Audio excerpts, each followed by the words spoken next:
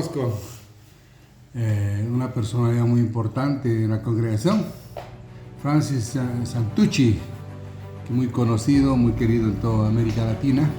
Y bueno, en este tiempo estamos viviendo una experiencia nueva, Francis. El próximo 26 tenemos los 100 años de la aprobación de nuestra Constitución. Y la congregación se ha lanzado en este desafío de popularizar, de hacer conocer, de reflexionar las constituciones. Y tú eres parte de este equipo. ¿Puedes indicarnos inicialmente qué se está pensando? Ok, no hago parte del equipo de animación. Estoy haciendo la animación porque tengo la cátedra de los estudios oblatos en San Antonio, Noble School of Theology.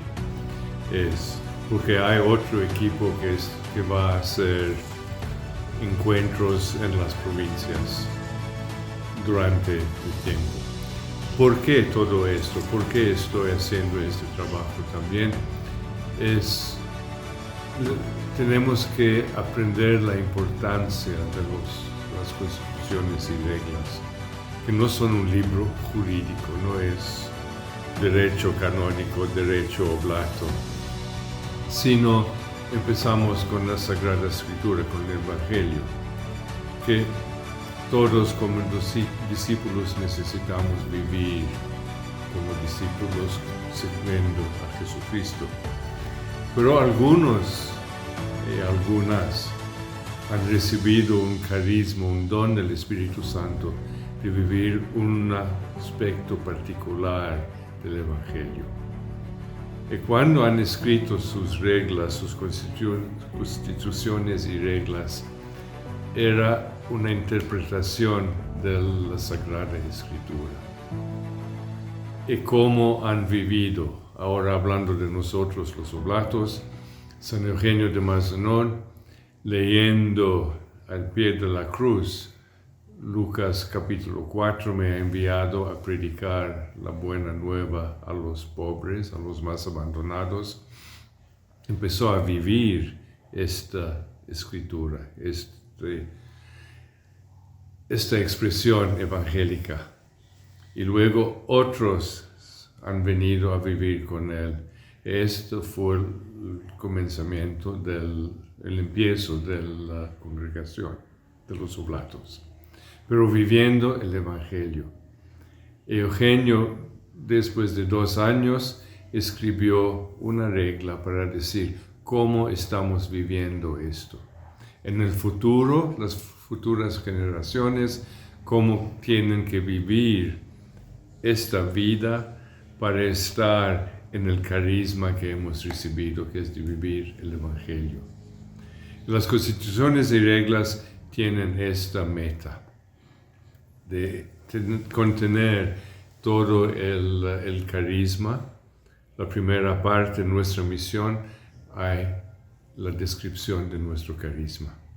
Y luego cómo vivirlo, cómo contestamos a esto para ser discípulos oblatos de Jesucristo el Salvador. Es decir, en este sentido, todas las constituciones de las congregaciones tienen este espíritu, entonces, ¿no? De concretizar de una forma más práctica cómo vivir el Evangelio en este grupo. Exacto, eso es más o menos lo que tú estás... Como que una constitución, una regla de un instituto cualquiera, en este caso los oblatos, inspirándose en el Evangelio, construyen su forma de vida. Sí. En la historia de los oblatos, ¿cuáles son los momentos importantes en los que se ha ido trabajando esta regla y constituciones? Empieza con todos los fundadores y las fundadoras que tienen una experiencia fuerte de un aspecto de la vida de Jesucristo.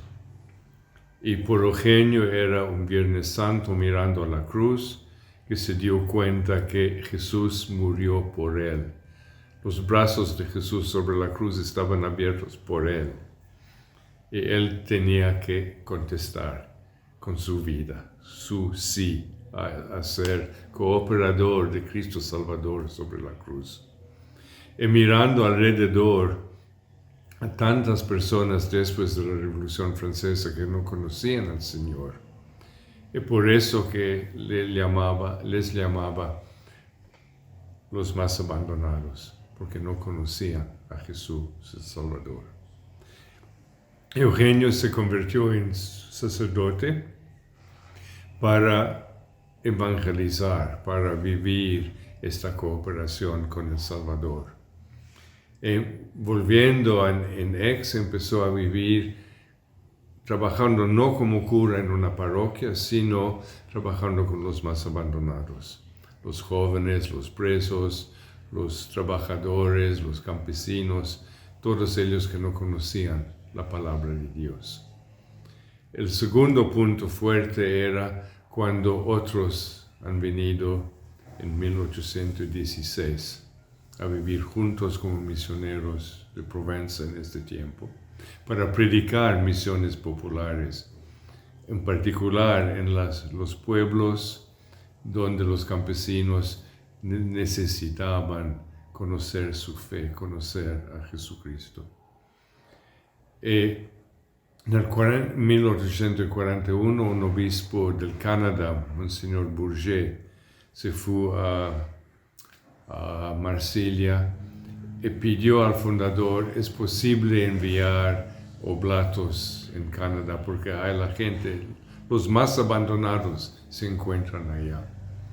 Eugenio, con la inspiración del Espíritu Santo, hablando con todos los oblatos, comprendieron que esta era la voluntad de Dios. Y así hemos empezado trabajando en las misiones afuera de la Francia. Y hoy nos encontramos en 65 países del mundo. Pero eso era el camino. Y entonces la primera constitución, digamos, las reglas empiezan en 1816, con lo que y ya el grupo se consolida para trabajar y el 41 lo fortalece. Sí. Y las constituciones que hoy día que conocemos, los oblatos, ¿cómo se ha ido trabajando en los años posteriores? Tengo que decir, en 1826, el Papa y la Iglesia aprobaron estas constituciones y reglas. Y mirándoles dijeron, aquí reconozcamos la presencia de Dios, es un carisma. Bueno, las reglas no están como un libro cerrado, es el Evangelio vivido. El mundo cambia. En 1966, después del Vaticano II, el Papa pidió a todas las congregaciones de reescribir sus reglas en el espíritu del Vaticano II, con la nueva teología, la nueva manera de estar cerca a la gente. Y así que hemos empezado nosotros a pedirnos cuál era el carisma del fundador, cuál era el espíritu del fundador, con cual él respondió a las necesidades más urgentes de la Francia. Y ahora, cuáles son las necesidades más urgentes. Y por eso han empezado a escribir una regla que estaba aprobada en el 82. Una regla que tiene el espíritu de San Eugenio en una manera muy hermosa, pero también la teología de la Iglesia de hoy y las necesidades de la gente, que son los más abandonados. Y esta regla es una guía. Y cada 6 años la congregación se reúne en capítulos generales. El primer aspecto de un capítulo general es de decir dónde estamos en el mundo hoy. ¿Cuál es el grito más fuerte de los pobres, los más abandonados? Y cómo estamos contestando en nuestros países. Es allá que la regla, las constituciones son la guía en cada uno de estos aspectos. Es nuestra manera de vivir el Evangelio. Y cuando recibimos con la regla el día de nuestra oblación perpetua, el provincial o el general nos dice, haz esto y vas a vivir y vivirás. porque es el Evangelio para nosotros. Y evidentemente en este momento nuestras reglas ya están adecuadas al Concilio Vaticano. Evidentemente cuando salen en el año 1982 ya mucha gente lo va conociendo, las reglas corregidas, complementadas y sobre todo enriquecidas por todo lo que ha sido el Vaticano. Ha tenido algunas revisiones en los últimos años. ¿Hay en este momento alguna metodología para la revisión de una constitución, de las constituciones, de las reglas? Las constituciones pertenecen a la Iglesia. Estos son los aspectos fundamentales de nuestra espiritualidad, nuestro carisma. Y no podemos cambiar la Constitución sin hablar con el Vaticano. Es el Vaticano que lo cambia, porque las constituciones pertenecen a toda la Iglesia y no a nosotros. Las bases fundamentales no ha cambiado. Una parte tiene que cambiar ahora. Hablaré sobre esto después. Pero la parte que nosotros podemos cambiar, cada capítulo general son las reglas, porque las reglas son la aplicación de las constituciones. Las constituciones tienen nuestro espíritu y las reglas nos ayudan a vivir este espíritu hoy. Y cada capítulo general hace cambiamientos. Por ejemplo, de hablar ahora de la creación, Laudato Si, de Papa Francisco, y a comprender a través de nuestras reglas que los más abandonados son la gente, pero también la creación, la madre tierra. Y cuando escuchamos el grito de los pobres, nuevos pobres, ahora los migrantes, eso es un gran problema, allá cambiamos algo en las reglas. Esto podemos hacer en los capítulos generales.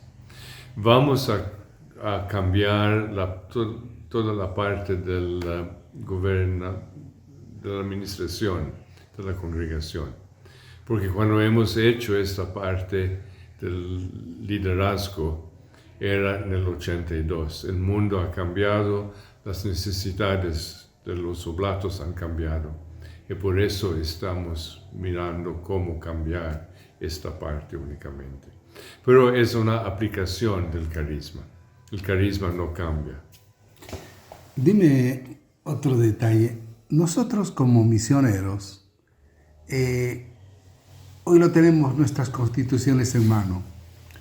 Van a venir la celebración de estos 200 años. ¿Cómo tendríamos que acercarnos? ¿Cómo tendríamos que retomar una cercanía a esta nuestra regla? Ok. Aquí que hay un equipo que estaba en Aix-en-Provence, en nuestra casa de fundación, en junio, representantes de todas las regiones. De América Latina estaban 4 para hacer un camino de 3 semanas sobre cómo vamos a hacer este camino de renovación. Ellos tienen un programa que van a hablar sobre esto. Para mí lo importante esto es mi trabajo también en la Cátedra de los Estudios Oblatos, es estudiar cuál es el fundamento de cada constitución. Ahora mi papel es de producir un nuevo comentario sobre las reglas, sobre las constituciones y reglas. El primer comentario que tenemos es del año 90 del Padre Jeté, el hombre apostólico que todos conocemos. Pero el mundo ha cambiado muchísimo. Ahora estamos escribiendo uno nuevo, pero no una persona como Padre Jeté, sino ahora tengo tras 80 y hacia 100 escritores. Hay la parte histórica que explica en la vida de San Eugenio estaba así, en la tradición de la congregación hemos llegado a este punto. Son 26 personas que han escrito sobre la parte histórica, que es fundamental. Pero ahora 80 más están escribiendo sus reacciones a una u otra parte de las reglas. Por ejemplo, usted va a escribir algo sobre el ministerio de la predicación del Evangelio a través de la radio. Y estoy pidiendo a personas en todo el mundo de contestar sobre varios aspectos que están haciendo.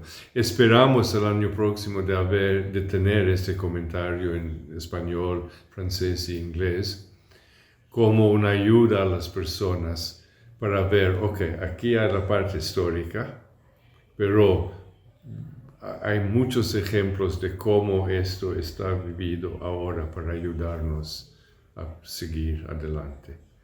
Es un trabajo mayor, pero espero que va a ayudar a las provincias. ¿Qué le dirías a un oblato que ahora se está preparando para esto? Más allá, digamos, de que todo el plan que tengamos, ¿no? ¿Cómo tendría qué actitud podría tener? Una sed para conocer las constituciones. Tiene que llegar a amar a las constituciones como el don de Dios. No están escritos por nosotros, sino con la inspiración del Espíritu Santo. En América Latina ustedes tienen un libro muy hermoso de meditaciones, oraciones, reflexiones sobre cada constitución. Sería bueno que cada oblato utilice esto en la comunidad o por su meditación diaria personal. Pero en primer caso necesitamos conocer las constituciones y amarles, porque este es nuestro carisma. Y cuando hablamos del carisma no es un aspecto teológico. Siempre cuando hablo del carisma digo, necesitamos quitarnos nuestras sandalias porque nos encontramos en un lugar sagrado.